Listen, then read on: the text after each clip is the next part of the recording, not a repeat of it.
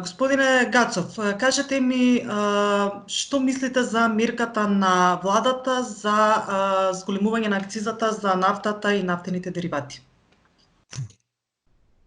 Мислам дека мерката е одмерена, малку е задоцната, значи требаше се донесе сигурно еден месец порано, бидејќи се создадоа услови заради падот на цената на нафтата на светските берзи, а и кај нас соодветно овој простор што се создаде, а заради потребите на финансирање на поддршката во криза на страната на расходите, посебно во приватниот сектор, да се собираат повеќе приходи во буџетот. Ова мерка отприлика пред 30 на дена, односно пред месец дена да биде воведена. Одмерена е разумно, мислам дека акцијата од 3 денари не е посебен товар заради силното намалување на цената на нафтените деривати од 20 на денари. Така да сигурно дека ќе нема да биде посериозен импакт на работењето на приватни компании. Просторот што се создаде заради намалените цени ќе го пополни државата со овие 3 денари, со тоа што во мерката уште е подобро за разлика од претходното зголемување што беше пред 2,5 години, 3. Немаше бафер, односно механизам на менување, ако се зголемува цената, акцизата да паѓа, што е фер пристап и мислам дека е коректно направено, така да ја поддржувам мерката. Во ред, како тоа би влијаело подоцна врз економијата и на кои бизниси најмногу би имало влијание, да речеме позитивно влијание, со оглед на тоа дека ја поддржувате? Мерката јас ја поддржувам аспект на фискалните рефлексии, значи не дека ќе влијае позитивно или негативно, него ќе даде прилив, значи пари во буџетот, кажав со посебна намена, финансирање на здравствено-економската криза што се случува со вирусот. Ако после кризата, ако се случи стабилизирање на пазарот на нафта, ако почнат да растат цените, се разбира дека оваа мерка има третман на некој начин на привремена во таков контекст. Големите цени треба да ја намалат акцизата, веќе така е осмислена.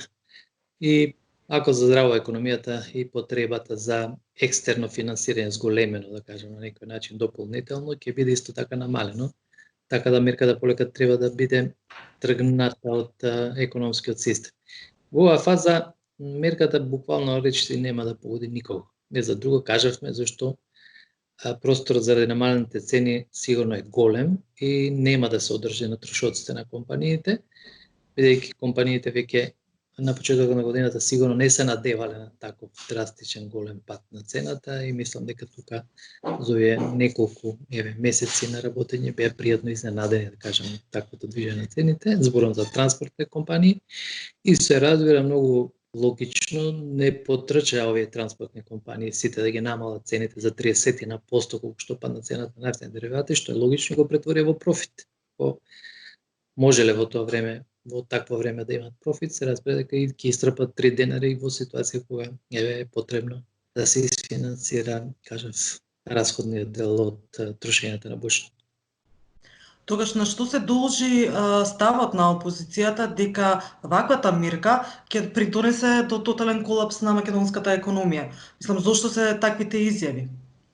Јас не сакам да коментирам ставови, значи работа на политичарите е да играат пинг-понг. Ова се пинг-понг игри и мене ми се само забава, не обрнувам внимание на сериозноста на изјави, бидејќи кажав во неколку вака реченици го поентирав ова дека нема да има такви ефекти, се разбира, но политичарите не би биле политичари ако не се занимаваат со вакви работи.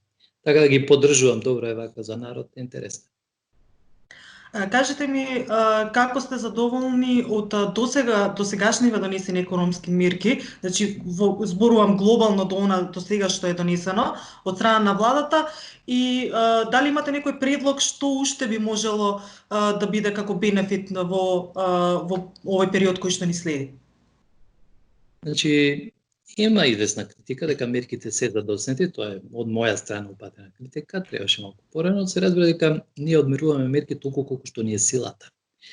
Далеку од умот е да се споредуваме со земји кои што буџетот не е во контекстно на тековно само прибирање и исплатување, него создале некој сало кој што им дава шанса и можност во вакви услови да се однесуваат покомотно, иако зборот комоција е релативно непотребен. Затоа во вакви услови за нас е многу важно да не се изложиме премногу, дури кога влијаеме кога се обидуваме да ја спасуваме економијата. Дел од мерките се во насока на поддршка на задржување на бројот на вработени и на поддршка на оние компании кои што се најзасегнати од посебно од оној дел кој што значи затварање по дефолт, значи по наредба, да кажем, условно тие компании немаа услови да создадат ниту денар приход, така да на нив поддршка сигурно им треба. И во наредниот период, јас мислам дека со трет циклус, односно сет на мерки ќе треба државата да уредува уште дополнителна поддршка, бидејќи за жал ова сепак не е застана на оние почетни месец-два кои што некако оптимистички во почетокот се зборува, а очигледно дека и летото ќе биде климава работа од аспект на економијата. Затоа ќе треба и нов сет на мерки.